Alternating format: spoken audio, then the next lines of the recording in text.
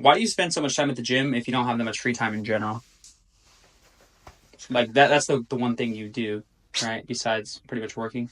Well, for me, I feel like the time I spend in the gym, one, it makes me improves me, and then the free time I do have improves that free time. So What do you mean? basically, when I go to the gym, I improve myself. I feel better about myself. Feel better about myself. That kind of goes with dieting as well. I feel like a cleaner person. That makes sense. Like I feel more mentally prepared and stronger to face the world. So when I actually like do spend my free time, I enjoy my free time more because I feel better about myself. When I go to the gym, it's more to make it's kind of selfish, I guess. I go to the gym for myself. Okay. Yeah. So yeah, it's not like I need to look a certain way for a certain person or something like that. It's just because it's like something you enjoy, or is it I something? don't necessarily always enjoy it. I mean, sometimes I enjoy it, but there's a lot of times I don't really enjoy it. But I look at it as a kind of like an investment. So I'm investing time on myself to make myself a better person. Like I said, just enjoy my free time better, but it also makes my work life better as well. I feel How does it make your work life better? well because when I see myself looking better, I feel stronger, and then I feel more confident when I'm stronger. Okay. And when I say stronger, I don't mean like physically either. I mean like mentally as well, because I keep at the gym every day for the most part. So with that being said, I mean, you've gone to the gym for how many years have you been going to the gym? At least consistently for Consistently since 2017, so that's 8 years. 8 years. Yeah, Okay. So in that 8 years, do you think you've had like a good grasp on diet not at the that whole time? 8 years. No, that's even the worst part for me. My diet, I fluctuated a lot. I kind of have a vague idea. Oh yeah, eat less, more protein, but like I don't think I really understand that fully until you actually like track it and then Yeah. get into the nitty detail of dieting. Yeah, I think that's the biggest thing is actually tracking what you're eating. If you're not tracking it, you have a very skewed perception of what you're actually eating. So sometimes you think like, oh, this is way less. Yeah, Like, okay, let's say you eat 3 slices of pizza. Well, if you eat 3 slices of a large pizza, that's very different from 3 slices of a smaller pizza. Even just that, or even from different places. even like healthier stuff too. Like I used to. Big reason why I gained a lot of weight too, because I did consume like a lot of protein, but I didn't realize how many like calories it was. I would drink like 3 protein shakes a day, Yeah, and I think that'd be okay. And I have like 3 or 4 protein bars a day. yeah, and they're each like 200 calories, Yeah, and then you still eat regular meals. exactly. Yeah, Yeah, and then I thought oh it's okay, it's healthy because it's protein. I mean it's not that's not necessarily not true. yeah, it's not unhealthy, but Yeah, if you're eating like at so a much. thousand, Yeah, 1,500 calorie surplus, yeah, yeah. just protein. Yeah, you're gonna gain weight pretty fast. So I guess why do you think it's harder to like get a better concept of diet rather than exercise? It's a pretty easy concept for exercise, right? You just go to the gym and then move up in weight. But I diet mean, seems I think even you're exercising wrong, you still work out some way. Like at yeah. least you'll get a sweat on, or you might. You know, what, me in high school, I didn't really understand like working out. I kind of just worked out a lot, and I got a little bit of gains from that. Dieting is harder because like you have to really look at like I said nitty gritty detail of like food. Um, and you really have to grasp like what calories mean and like how much you should consume. And you have to take a test for that, for example. And it's not just calories too. Sometimes you have to look at ingredients what they put in food. Sometimes those ingredients do stop you from making actual progress you do want to make. Have you looked at any ingredients and actually made Uh, decisions based off them? Like for me, honestly, I mean like Coke Zero. I don't know. I don't look what's in that. I'll just drink yeah, it. I drink Coke Zero too.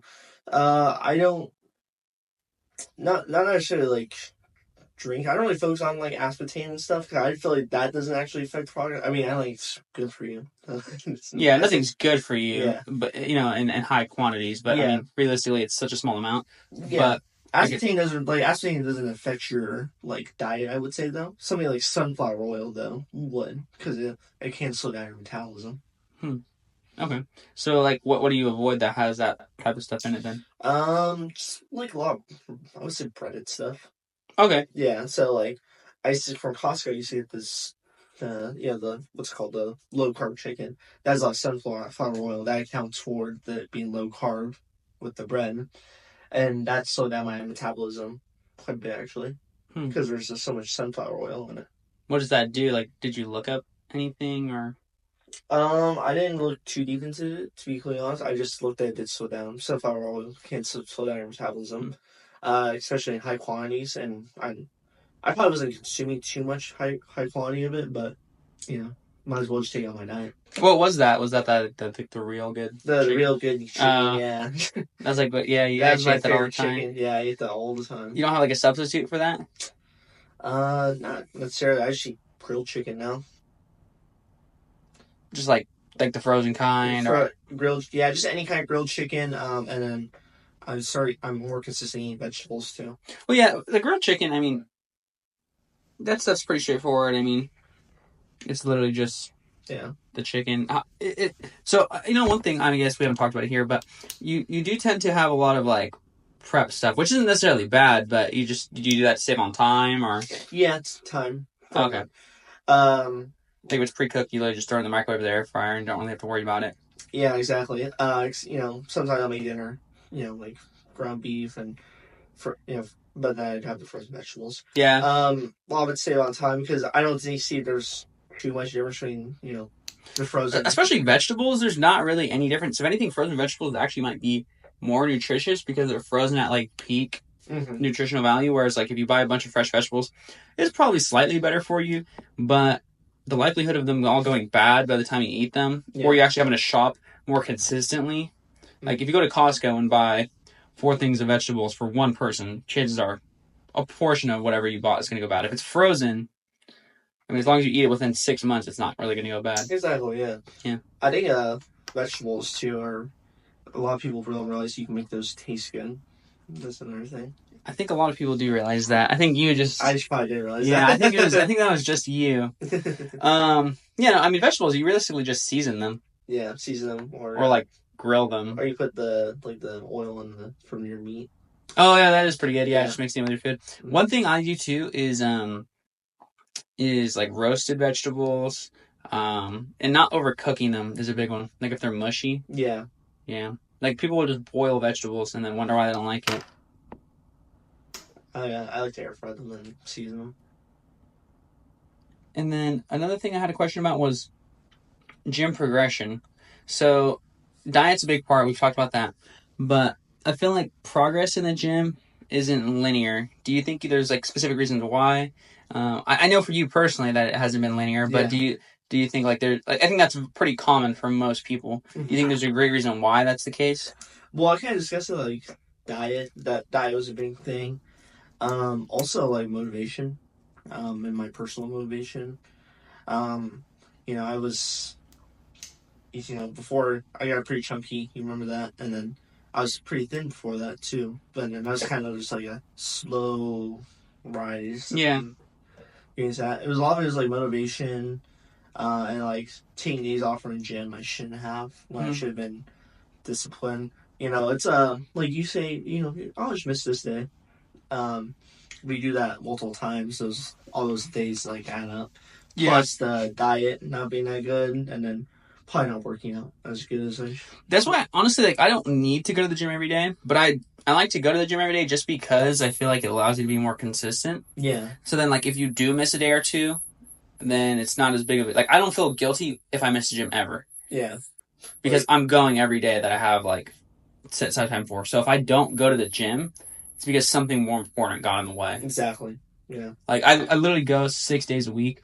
Maybe on Sundays I won't go, or maybe Thursdays because I have something specifically planned. And usually one of those plans is actually an activity that at least is going to get me like 12,000 steps. Yeah. So it's really actually probably not good to actually do like strength training 7 days a week. So I try to actively avoid one day. But if I'm missing, I don't know, 2-3 days, I know as long as I'm going 4, I'm still making pretty good progress. You know, it's not just going to the gym, like just exercise in general. Like, and when I didn't go to the gym, or I didn't back then when I didn't feel like going to the gym, I wouldn't do anything Yeah. else. Yeah. Now I take Sundays off around gym, but I'll go on an hour and a half walk. Yeah, that's great. Yeah, that's one thing I definitely do focus on is actually walking. Like I don't really do any cardio, but if I'm looking at my watch and I'm always doing 10,000 steps, Yeah, it's then like it's like 4 miles right there. yeah, no, exactly. I think I think that's probably one of the biggest things too is like people think the gym is cardio. Like you probably honestly don't even need to do any cardio unless you're like training Yeah. for it. I mean, cardio is good for you, but I mean like long stretches of running, long stretches of like high intensity cardio, realistically should probably only be done once in a while if you're not an athlete. I did cardio some for the wrong reasons too. Yeah, like you don't even lose weight doing it. Like if you're trying to lose weight, it's literally just diet. Yeah, it is just that. Yeah, because you've tracked like you've been on the treadmill or like the stairmaster, and it'll show like you burned what like 400 calories after like an hour, and then you can eat 400 calories by eating literally 3 cookies. Exactly. Like it's pretty much useless. Literally, just don't eat. One thing too with the gym is, do you think like total volume has made an impact? Do you really track any of that stuff? Or are you kind of just going off of feel? We say volume. Oh, you like how many times I go to the gym? Yeah, well, not even just that, but like workout. Because if you go to the gym frequently, are you pushing it the whole time? Are you kind of just close to failure, 5 reps from failure? Like, what do you think about volume? So it really depends on what we are going for. Me personally, I know I'm not trying to really go to failure percent because I'm on a deficit. So I do care about like my muscle gain and stuff like that. But what I usually do like 4 sets of 15. So I focus more on doing high amounts of reps per set. Okay. Because I'll still keep like I feel like I keep my muscle growth at least, and I do maybe expand it a bit more. Yeah. Also, me seeing like I look more defined. I don't think it's necessarily because my muscles look bigger. I think it's just because I've been losing weight. Yeah, no, that definitely is why. I mean, you're gonna look bigger if you have less fat. Yeah, exactly. Yeah. Like you'll see someone who weighs like 140 pounds, but they're super cut, and they look huge, even though you weigh like 40 more pounds than them or 30 more pounds than them, whatever it is. And I feel like when I go to failure, since I'm not eating as much, I fatigue myself more. Okay. So I probably will start doing that when I start eating a lot more. In surplus. In surplus. Yeah. I honestly, I still try to go pretty close to failure, just for the reason I think it's important to train with at least pretty high moderate intensity, because as you're in deficit, your body's gonna pull from whatever it seems fit. So if you're stimulating your muscles enough and it realizes, oh, okay, well, the only place we can actually take from, you can't take from your brain needs to function. You're not going to take from your nervous system because you need to be able to move around. Yeah. But your muscles, having extra muscle mass isn't as important on a physiological standpoint. It's willing to take like fats first usually, but if your body isn't enough of a deficit where it can take some muscle loss too. So I don't know. I would maybe still push it at least maybe on the last set. That'd be my recommendation, but obviously you can do whatever you want. No, I still do it pretty like heavy. Yeah. But, so like the 15, that can be like failure. Yeah. But it's not every set. Like every set, I kind of like increase the weight a bit. Yeah, progressive overload. Yeah, progressive overload. Yeah. With going to the gym, quite frequently too, do you think it's done anything for your mental, not even mental health, but just, I guess, mental development, anything outside of, the physical aspect of it? What do you think it's done? I know you said you made it feel more confident and stronger. Yeah. But is there anything beyond that? Definitely more discipline. Discipline, yeah. That's one thing I struggle with. Like, I love, like, the philosophies of being disciplined, but it's always been kind of hard for me to stay disciplined. Yeah. One thing I've noticed is I feel like it's easier for me to actually be accountable for other people. Like, it's harder for me to be accountable for myself. Yeah. Like, so Savannah and I have been going to the gym in the mornings, and it's honestly easier to wake up earlier because she's going with me. Yeah. So it's like, okay, we need to get up to go together. Yeah, you kind of join together and motivates you to go to the gym that early in the morning, right? Yeah. I mean, just in general, like it's I guess having an accountability partner. Oh, okay, I get you. So she keeps you accountable if you don't wake up early? Okay, maybe not, but I mean, it's someone to do something for, as Gotcha. opposed to doing something for myself. Okay. It makes it easier to be accountable. I mean, I like going to the gym, but waking up early, that's something I don't prefer to do. Like, Yeah. I won't naturally like want to do that, but it's easier for when I'm having to wake someone else up earlier. Yeah, especially that person you're trying to help the person you love. Yeah, Yeah. exactly. And I guess trying to expand on the mental sense. What do you think it's done outside of confidence, then outside of discipline? Um, I would say it's also like improved my relationships as well. And when I say that, I mean I'm much more positive. In my relationships, it's just it's easier to be positive when you look at yourself in a better light. So, Okay. and I feel in your positive energy in your relationship that kind of spreads to all your relationships as well, Yeah. for the most part. Well, it's just feedback. I Just mean, feedback, if, yeah. if you have a more even just your face. I mean, even if you're not saying anything, if you have kind of like an upset face, that translates into conversations. Exactly. For me, the mental aspect, I don't know. It's hard to define because I guess I wouldn't know. I mean, you as well. We've pretty much done some sort of sport, some sort of routine exercise from what freshman year of high school to essentially would be a year after like our senior year in college Yeah. in theory. Um, so like that what's like 9 years, something like that. Yeah, about 9 years. Yeah, so it's hard to say what it would be like not exercising. So it's interesting because some people, what seems obvious to us, isn't regular for most people. I mean, what percentage of, even just high schoolers even did sports? Maybe 25%, Yeah. maybe less. And we're part of that group. And then we're also part of the group that maintained, being active after that. So that's probably another 20. So it's like 25% of 25% of the people you've ever known growing up are active or remained active that whole period. So it's hard to say how, it would be. And it's interesting too, because the only people we're really are around are people that are in that same category. Like those were our friends throughout the whole time. Yeah. So it's interesting. I do feel like a big part of you know, not mental health issues. I don't really want to use that word, but I guess like just I feel like there's a general sense of negativity, and like you said, being active seems to for whatever reason make you more positive. Mm-hmm. And I feel like a lot of people feel that negative aspect because they don't have something that they do for themselves. Like playing video games is, I mean, yeah, it can be for yourself, but there's no real improvement unless you're like a super pro, Yeah.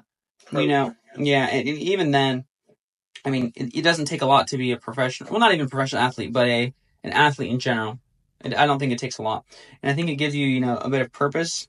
Work it can't really be fulfilling for a lot of people, just with the current state of things. I mean, I don't know, working in an office it may be fulfilling for some people, but probably not most. It's probably something you get through rather than look forward to. Mm-hmm.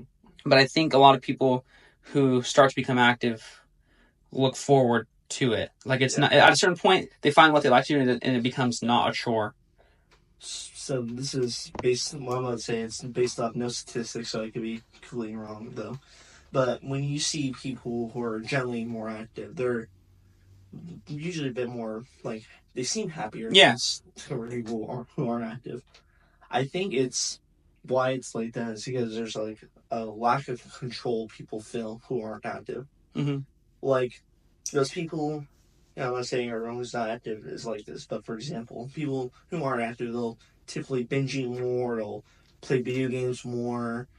Um, they don't have, they at least I don't think they don't feel like they have control in their lives at all. Yeah, they don't practice as much restriction. They don't practice much restriction yet. They kind of just eat because they feel like they have to eat. Yeah. Like, even though it's their choice, they feel like they have to eat. And people play video games, they don't really control, really. I'm not saying that people play video games like they don't. I play video games too. Yeah. People play like video games for 10 hours. Yeah, exactly. Yeah. Without doing it on a professional level. They don't feel like they have control in their lives at all. And some people they think like the whole system of like America is against them as well. So they have like they feel like they have no control in their lives. They have no say in what happens.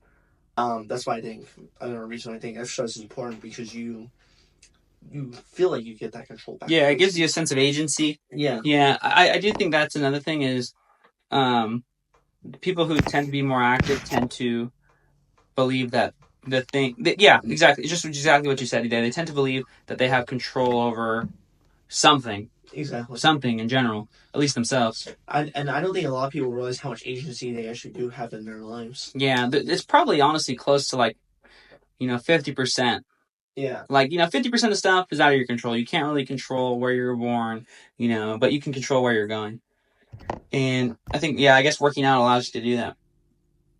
I think another thing that is pretty interesting is how many of I guess the people we're close to have decided to go to the gym. Mm-hmm. I don't know if it's just where we're based. Maybe there's not a whole lot of outdoor activities, but have you tried anything besides, I know you mentioned walking, but have you tried anything besides the gym as forms of activity? Well, for a minute I was doing Brazilian Jiu-Jitsu. Okay, and I mean that was a while ago, but that was oh, sorry, what was your fault? Oh no, yeah. Why did you decide to maybe not continue that as opposed to the gym? Well, I'll be honest, the gym and then my exercises I do are just a lot more convenient than the jiu-jitsu because my job, our job requires working like long hours. Yeah, that is one thing. I think you have to have a more open schedule. Like you can go to the gym, at least our gym, you can go, 4 in the morning, 12 at night. Yeah. Doesn't really matter. 12 in the evening. But if you have a jiu-jitsu class, it's kind of like you can't just show up and expect someone to be there. Yeah. I think that'd be good if you actually have a open schedule and like you feel like you're not doing anything. I don't feel like I'm not doing anything with my life. So going to the gym is like, oh, cool, I made it. But some people, may feel like, oh my God, I have all this time and I'm not doing anything with it. Yeah. I'm just wasting it on my phone when I'm not at work. So it might actually be good to do something like that, at least for other people. But yeah, that's actually a good reason. That's actually a great reason. Yeah. I do like one thing I've been trying to do lately is on my day off. So for instance, this Thursday, so tomorrow, I'm going to go out of town. I think San Francisco, but just to like go to the park and walk around there. Yeah. Because I'm not going to the gym on Thursdays. I'm just trying to get as many steps as possible. So I think that's one thing that maybe people should do is even if there's some sort of regularity in most people's lives at some point. Yeah. So you should probably, like if you have one form of activity, you should probably try to add some novelty to it. I feel like it makes time move slower too. Like I feel like life just like flashes after you're 18 and it's like, okay, it's because it's kind of the same thing every day. So I think you should try to like mix it up and not really always know what you're going to do. I mean, in the sense like, okay, yeah, you can schedule spontaneity. Yeah. So that's what I'm trying to do is like, okay, I want to go somewhere else different that I don't normally go and eat something I don't normally eat in a different city. That's what I did last week. San Jose, I've been there. Yeah. But I brought Maddie there just so because she's never been. Mm-hmm. So at least I can kind of get like a new reaction from it and kind of live through her new reaction. Well, yeah, it's a new memory. Yeah. And one thing too about like. Not, I guess, I don't know if it's the right word, spontaneity, but just doing something different, keeping it simple. Doing something different is like the build up to it. You're talking about it, you're planning it. It's kind of interesting. It's kind of, a bonding experience to plan what you want to do. Yeah. And then once you're actually there, you have the things you did there. And then once you leave, you have the memories, the inside jokes, the little things that kind of happened. Yeah.